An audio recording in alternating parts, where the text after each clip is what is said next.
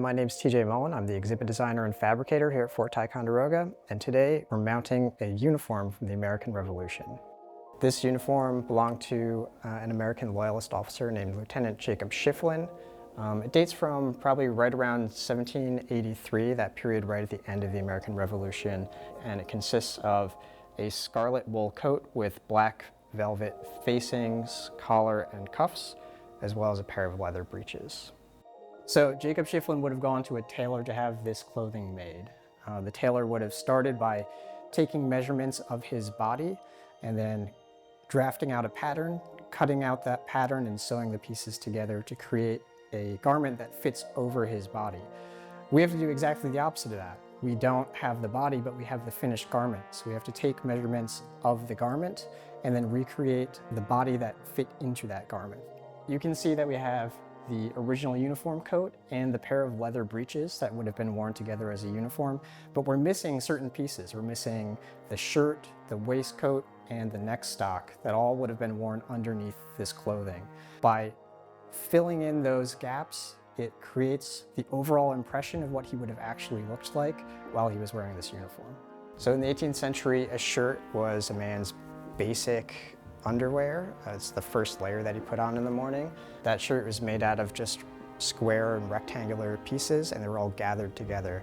So really the only way to create that is by using period techniques of gathering, doing cartridge pleating, and whipping each of those pleats into gathered seams. The same techniques were used on the neck stock as well. The biggest challenge was creating a mount for the breeches. We have a mannequin body, but we didn't have any mannequin legs. In order to create a mount for the breeches, I had to actually sew an entirely separate pair of breeches to go underneath that fit perfectly to those leather breeches.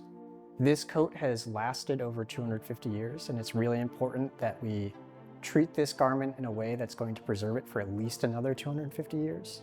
So it's really important to make sure that the materials that we're using are not going to harm the garment in any way. So we use 100% cotton, thread, and fabric. It's really important to avoid materials like wood, non-archival papers, brass, or iron, things that are going to oxidize, cause discoloration, or harm the garment and break down the fibers. When we're handling textiles in our collection, the policy is to use clean, dry hands, and there's a couple reasons for that. And the main reason for that is being when you are wearing gloves, you lose a lot of that dexterity and tactile feeling, and it's really important to be able to feel exactly what you're doing when you're touching a garment like this. There are a couple reasons we would wear gloves when handling a garment, specifically when there are metal elements, like these gilt buttons or lace loops or the gilt epaulette on his shoulder. In that case, we would glove up because the oils from your hands can actually leave a permanent impression on those objects. I think it's really important to remember that Jacob Schieffelin was a real person. He really owned and wore this clothing, and by gathering all the components, the jacket, the breeches, and filling in the gaps, you're starting to create the impression of his actual physical stature. And by displaying it like this, you're giving visitors the opportunity to stand in the presence of someone who lived 250 years ago.